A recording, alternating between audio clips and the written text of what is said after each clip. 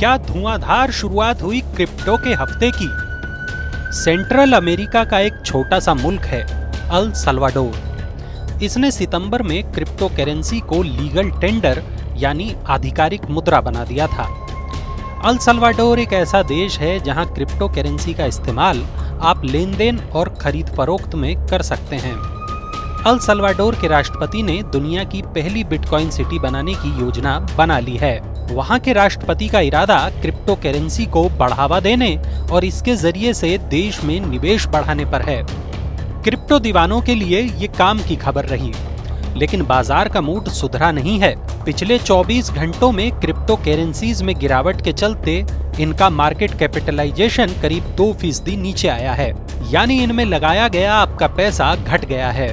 भारत में भी क्रिप्टो पर उहापोह की धुंध जारी है। खबर ये आ रही है कि सरकार का क्रिप्टो करेंसी को कानूनी दर्जा देने का कोई इरादा नहीं है। इस बात के क्या मायने हैं?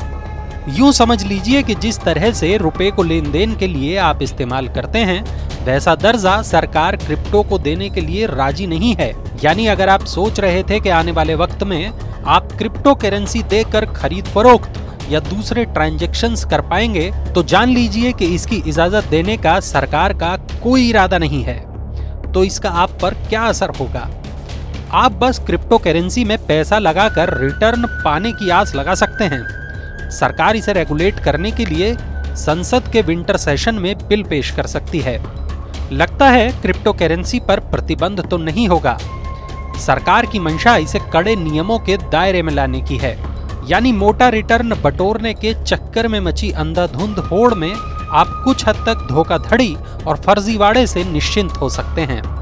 बड़े तौर पर सट्टेबाजी पर टिके इस धंधे में सरकार निवेशकों को कितना बचा पाएगी, ये एक बड़ा सवाल है। सरकार की नजर क्रिप्टो के जरिए अपने खजाने का पेट भरने पर भी है।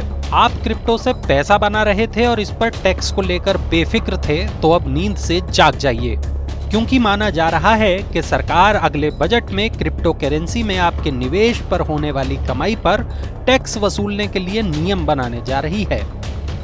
यानी क्रिप्टो में हुआ लॉस आपका, लेकिन अगर कमाई हुई तो उसमें सरकार भी भागीदार होगी।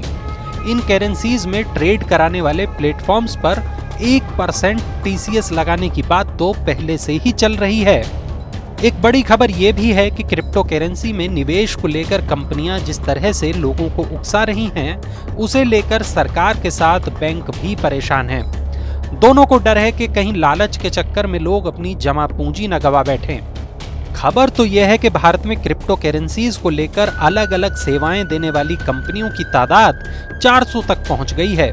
इनमें से 100 तो इसी साल रजिस्टर्ड हुई हैं। पिछले साल के मुकाबले इस साल के पहले 6 महीने में क्रिप्टो में फंडिंग में 73% का भारी उछाल आया है।